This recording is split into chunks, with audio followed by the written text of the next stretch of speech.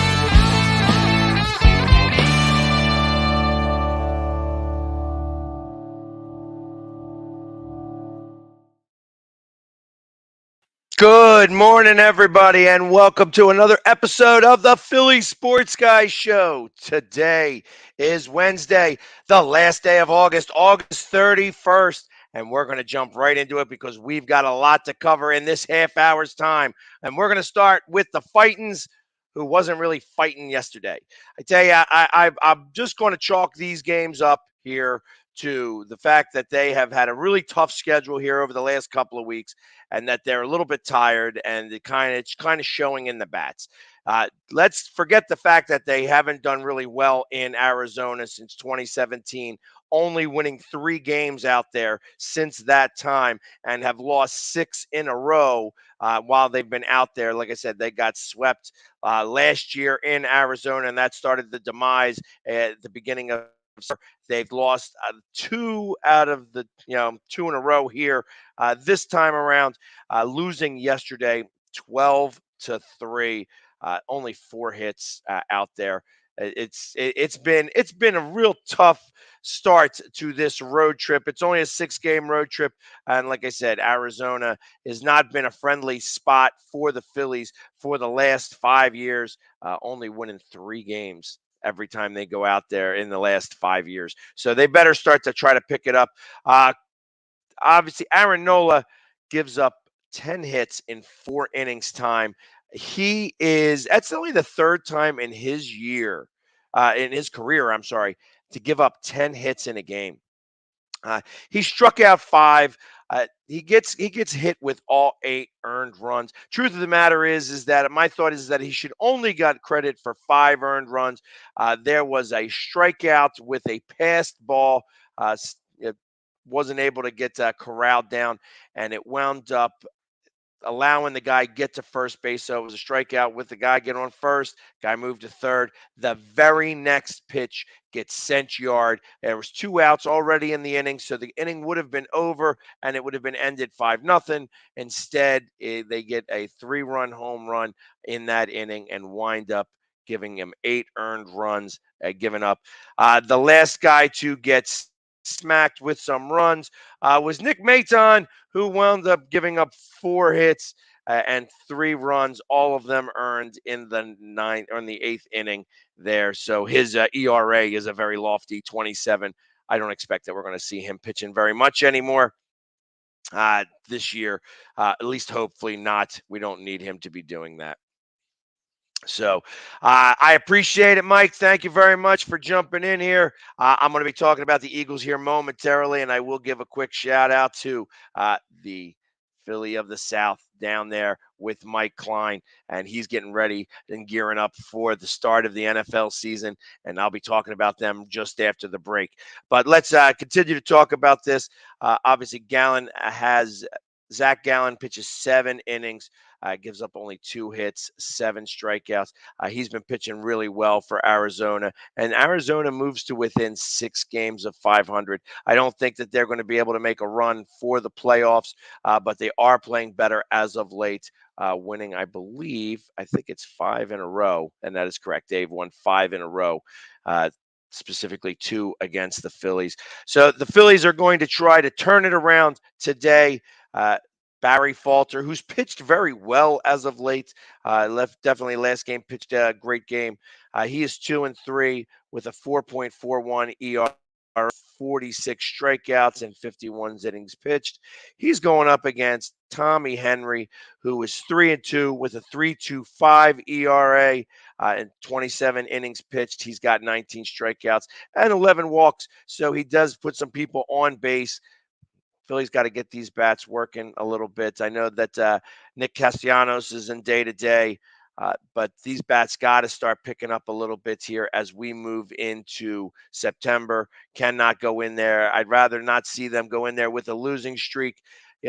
Time to break the snide here, and this is the perfect day to do it. So hopefully the bats, they will find the bats here tonight and get started in the right direction as we are going to move to a day off. It'll be their first day off in literally 2 weeks' time after this on Thursday, and then we go for a weekend series with San Francisco and our old friend Gabe Kapler, who's still the manager up there, and they're having still a tough time. It looks like they're not going to be able to make the playoffs.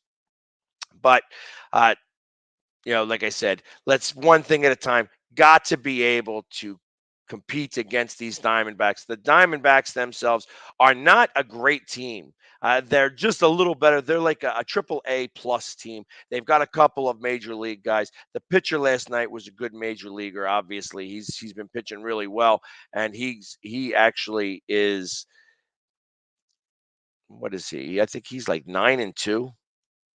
10-2. The win yesterday got him his 10th win. So he's 10-2. So he's been pitching really well. And so we knew that there was going to be some toughness going on. Obviously, Aaron Nola, not his best game, giving up 8 earned runs in 4 innings pitched. But I don't suspect that that's a really big deal. Again, I think that this is a tough spot for the Phillies. Like I said, they've been playing a lot of baseball, 15 games in 14 days, and they're going to finally get the day off tomorrow, which is well-deserved. They're going to need this. And when you think about it, when all is said and done, even though that they are currently on a 3-game losing streak, they have won 21 games of the last 29. So that's still a pretty good record. If they could finish off with 22 out of 30, it would be great to start the month of September with that moving forward. That being said, I'm going to take a quick break starting early because we have a lot to talk about and the rest of what's going on in Philadelphia sports because we have another team playing tonight. Actually, I'm going to talk about them real quickly before we go to the break. The Union have a match tonight against Atlanta, and it is at home. It's down in Chester. The Union, winners of their last 2 straight, they have not let up a goal in the last 5 halves of play. So they haven't let up a goal since they played Austin FC, and they lost that game 1-0. They gave up a goal in the first half of that game. Second half of that game, and since then, they have not let up any goals whatsoever. And in the last 2 games, they have outscored their opponents 12-0. So hopefully the Union will be able to keep that moving as they get ready for the playoffs. Starts in November or in October. They only have a few more games left. I think after tonight, there's only 5 games remaining for the Union, and they're going to be getting themselves together to go after the MLS Cup. So again, they play tonight in Chester against Atlanta FC, and we'll see what happens there tonight. But let's go to a quick commercial break right now because we have a lot to talk about the Birds. The Birds did their cuts yesterday, and there were some notable cuts. There were some surprises that happened after the cuts were named or right before the cuts were named. So let's go to these break, and then we will be back right after these messages.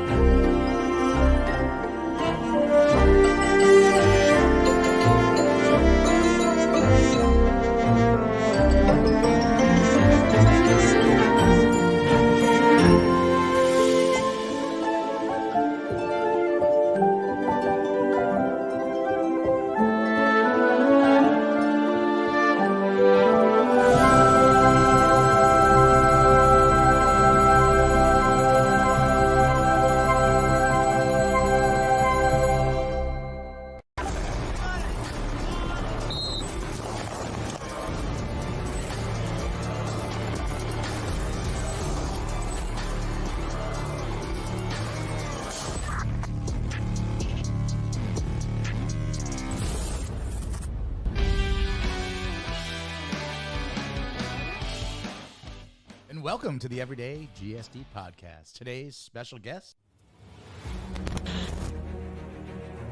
Welcome to the Military Podcast. A true everyday. It's the man of the job. It's the man of anything.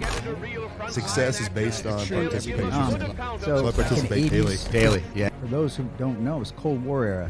Anybody wants to hear anything I have to say, but you and I have a lot of great conversations. Everyday GSD is more than just a podcast. It's a movement. It's a way of life. The show's guests come from all walks of life and all have the same everyday get shit done mentality in common. Many are former military special operators who are now everyday GSDing in their civilian life. Others are civilians who get shit done on a daily basis. Veteran, prior military, the goal is to motivate and inspire through like-minded guests sharing epic life stories. Ultimately, what we want the audience to realize is every day is an opportunity to get up and get shit done. My name is Darren Bebo, and I everyday GSD. This is Jonica, and I everyday GSD. My name is Mike Rebell, and I everyday GSD. This is Jeffrey Barnett, and I everyday GSD. This is Wojo, and I everyday GSD. This is Jake, and I everyday GSD. My name is Hannah Gaber, and I everyday GSD. This is Rachel, and I everyday GSD. My name's Keith Dixon, and I everyday GSD. My name's Kyle McCord, and I everyday GSD. I mean, you can see right now, without LeBron, Lakers are struggling. Let me tell you about a team I hate, all right? I know the Dallas Cowboys fan is here, so I had to make sure he knew how much I hate this team. I'm ready. I've often said that the people who run baseball, they try very hard to ruin it. I'm from Brooklyn. I don't have a problem saying it to his face. Oh, I'm from Brooklyn. Hey, get us any.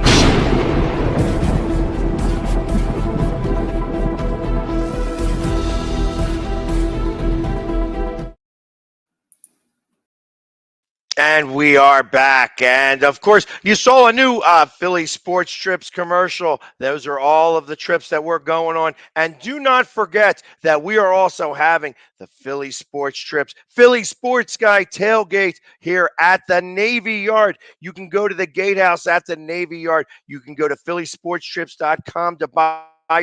Free parking is included with every tailgate. Like I said, we do the tailgate over there, starts at 8 o'clock in the morning, and we go all the way up to kickoff. It's only a 5 to 10 minute walk to the stadium from the Navy Yard. So it's not far away. You can come there and go as part of the Philly Sports Trips and make it all happen. Let's go there. phillysportstrips.com/TPSG. Let them know that the Philly Sports Guy sent you. Let's go back to it was cut day yesterday.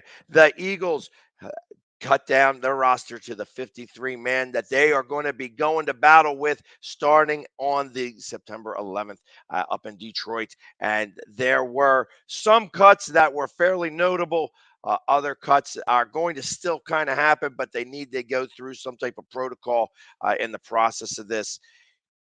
Starting with the quarterbacks, obviously Reed Sennett and Carson Strong did not have very good camps in general.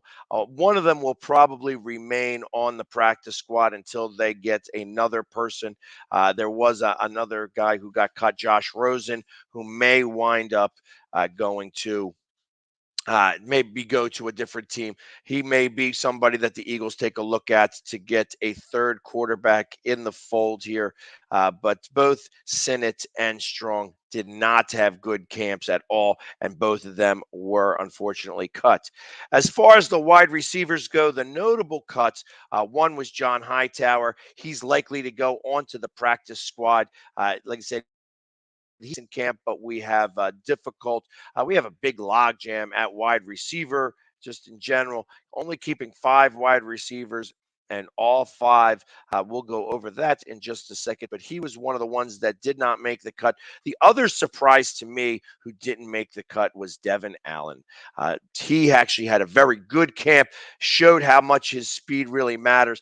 I assume he's going to be on the practice squad, which may be a shame because I don't know that speed will wind up there, that he may get picked up by another team, because, like I said, watching him against even the Dolphins, he was able to get down there fairly quickly on those punts and either get the guy stopped or get him contained or get the ball and stop it at the 2 or 1 yard line. So I think he's going to wind up being somebody who will wind up making the practice squad and I think come in as a special teamer. Richard Rodgers was finally released from this team. He came into camp a little late, but Richard Rodgers is always going to be somebody who could come back onto this team. They gave him his ultimate release because it is easier. He is a little bit older, so he could get with another team rather than go on to the practice squad. I think that there are some rules. If you've been in the league for so long, you are unable to get onto the practice squad. So my thought is that he will be, like I said, he's released, but the Eagles know where he's at, and unless he gets picked up by another team, they're always going to have him in their hip pocket because they did wind up keeping 3 tight ends. One was actually a fairly big surprise, and safety Anthony Harris was also released, and he was released because right as they were making cuts or right before they made the cuts at like 2:30 or 2 o'clock, Howie picked up another safety. CJ Gardner-Johnson from the Saints comes over here. Him and a 2025 7th-round pick. He winds up coming to Philadelphia, and they only give up a 5th rounder next year and the lower of 2 6th rounders in 2 years in 2024. So I mean, really, they got him for nothing. Just the whole lot of nothing. He was originally a 4th round pick. He did start 31 games over the last couple of years. He's had 161 tackles, 3 interceptions, and 28 pass deflections. And he's coming in here right now as the starting safety. They're just trying to bolster that position. They felt that he was going to be a better option, younger option than Anthony Harris. So they release Anthony Harris and they put in as their starting guy, Gardner-Johnson. So it'll look like that as we move forward here, that Howie is trying to do everything he can to make sure that he's got the best pieces in place. Safety was one of those question marks that they had. So it'll be interesting to see how he is able to fit in. He's got some fire, some vim and vigor. They've shown a number of videos, one of him hitting the Falcon, one of him going face-to-face with Tom Brady, and Tom Brady just kind of giving that quick little smirk smile and stuff like that. So it'll be interesting. He looks like he might be the type of guy who will do well in Philadelphia. Let's see if that's really the case as we move forward here and see how he does. Couple of things to let you guys know about. Surprised to still be on the roster. One of these ones that he was not cut because they have to go through some type of protocol, but Greg Ward is likely not to be on this team anymore. He was not released yet because he is injured. However, I am expecting that his release is going to be finalized here in the next couple of days as they go through. They have to give him some type of payment to be able to release him properly and buy him out on the released schedule. So he's going to be released here at any moment. Surprised to still be on the roster and not traded, Andre Dillard and Jalen Reagor. Now, the Eagles are keeping 10 linemen, offensive linemen. They're keeping 10 offensive linemen and 9 defensive linemen, 19 in total, between those 2 spots. And of course, you know how I feel about that. That is where the championships are won and lost.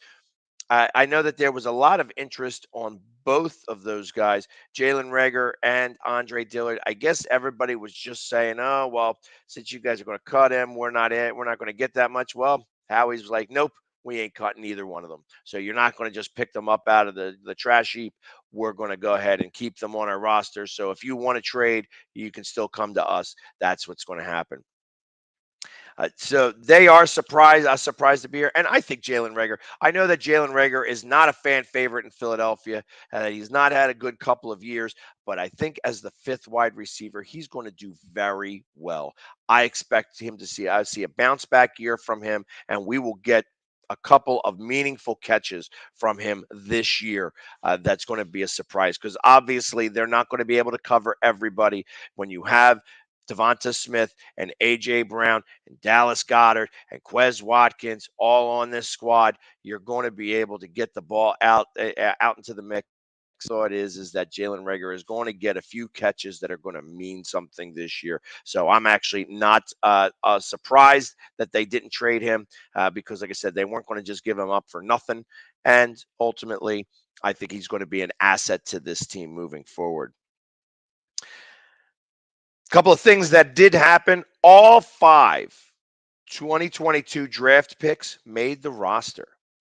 So this was a good draft in essence for that, where nobody usually, obviously they didn't have many 6th and 7th round picks. So that, 5, all those picks were pretty good and they all made the roster, which is nice. So they did come to camp and get everything moving in the right direction there. And 3 non-drafted players also made the roster. Reed Blankenship, who is a safety, Josh Jobe, who's a cornerback, and Josh Sills, an offensive lineman. As I said, they are keeping 10 offensive linemen and 9 defensive linemen, so they are going to look good in that regards. So here is right now your full 53-man roster. At quarterback, of course, it's Jalen Hurts and Gardner Minshew. At running back, it's Miles Sanders, Kenneth Gainwell, and Boston Scott. We've already discussed the receivers. The 5th receiver is Zach Pascal. And like I said, Jalen Reagor actually had a really good camp, showed up to work every day and did his thing. The big surprise was Grant Calcaterra making the roster. Like I said, he was one of the draft picks, and he actually had a very good camp. Is turning out to be real good as a blocking tight end. Obviously, Dallas Goedert is the number 1, and Jack Stoll is the backup of him. On the offensive line, the total group is Landon Dickerson, Andre Dillard, Jack Driscoll, Lane Johnson, Cam Jurgens, Jason Kelsey, Jordan Mailata, Tua Opeta, Isaac Seumalo, and Josh Sills. Well, the one name that you did not hear because he's on the PU is he is also part of this team still. Once he comes back off of the PUP list, we'll figure out where he's going to wind up fitting. On the defensive line, we have Derek Barnett, Fletcher Cox, Jordan Davis, who's been an absolute beast in camp, Brandon Graham, Javon Hargrave, Tyron Jackson, Josh Sweat, Marlon Teopoluto. I'm going to kill this guy's name. Teopoluto and Milton Williams all made that. In the linebacker position, they have 8 of these guys that they've kept. Sean Bradley, Nakobe Dean, TJ Edwards, Karan Johnson, Patrick Johnson, Hassan Reddick, Davian Taylor, and Kazir White. In the cornerback position, we have James Bradbury, Josh Jobe, Avonte Maddox, Zach McPherson, Isaiah Scott, and, of course, Big Play Slay, with the last 4 on the safety being Reed Blankenship, Marcus Epps, Chauncey Gardner-Johnson, who is now their new safety coming from the Saints, and Kavon Wallace to round out. And, of course, the kickers and Jake Elliott. Aaron Sipos is the punter, and Rick Lovato, who was a Pro Bowl long snapper. And that is your 53-man roster that is going to bring us to the promised land here. As I was watching some of the television yesterday and going through some of the social media, there was a report that came out, or there was a video that I saw that was surprising to watch. Was very surprising to watch and kind of got me a little bit excited. There's an ex-Cowboy who is the Eagles as possibly getting ready for a dynasty. He said his exact words were, if they have the right coach, which is possible that he is, and if they have the right quarterback, which it's possible that he is, that the Eagles could be poised for a dynasty run, that they could be good for a number of years because they have set all the pieces in place moving forward here. That guy, Michael Irvin. Michael Irvin was actually recorded saying that, as people were saying, oh my God, I can't believe that's like sacrilege for you to mention. He straight out mentioned that the Eagles are possibly, in line, ready to go. Matt, I'm sorry. I can't agree with you on this, Matt. I cannot agree with you. Unfortunately, I know that you're not a Howie fan. Truth of the matter is, he's not only had a good draft, he's had a very good offseason. And, he's doing things right. He's doing things correct. And in the process of this, he's not expecting us to go anywhere. He's still in motion. There was some talks that Sony Michel could be the fourth running back on this squad. I heard that he's also going out to go talk to the Chargers, so he may wind up in L.A. Who is the franchise quarterback? As of right now, it's Jalen Hurts. Jalen Hurts is the guy. Now, is he going to prove that he's not? It's to lose. It is his to lose. But I got this team going 11-6, and if everything goes right, they could wind up as high as 13-4. There are a few pundits that are talking about the Eagles having the best record in the NFL. That right now, that is a best bet. Matt, I'll take whatever money you want to lose. However much money you want to lose. There's no chance that this team goes 8-9. Whatever money you want to lose. I know, Matt, that like I said, I like you, but you are wrong. You are dead wrong. 100%. This team is definitely going 11-6, if not better. Trust me, everybody thought that I was wrong last year when I said we were going 9-8, and we wound up going 9-8. I didn't think that was going to be enough to make it to the playoffs, and we did. So I got 11-6, and since you're calling me out on it, I'll put a nice 50 spot on there. We'll keep it friendly. 50 is friendly. So let's do that. If you want to do that, and we'll do the over under at a winning record. Since you think they're going to go below 500, I got them going above 500. If that's the way you want to call it, we could definitely do it off the air here because obviously I think that we are a much better squad than you're giving us credit for. 100%. That being said, awesome. That it is good. That is like a steak dinner. I would do that same thing. Yeah, that $50 steak dinner, that's about the same. We could go to Fleming's and have a good tomahawk steak. That would be a little bit more than $50, but we could definitely make that happen as Fleming's is great. Got great tomahawk steaks. But you know what? Our half hour goes fast, especially when we're starting to talk some Eagles. Check in with us tonight as we are having the NFC East show, and we're going to back-to-back with J&B Talking Shop. So we're going to have Byron Williams and Jim Jeffcoat on our show tonight as we talk about everything that's happening on the NFC East for 2 hours as we get ready for the season. So I appreciate everybody tuning in for this half hour. Tune in next week when we're back with the Philly Sports Guy show on Monday. Everybody have a great week. And as always, go Philly. Yeah.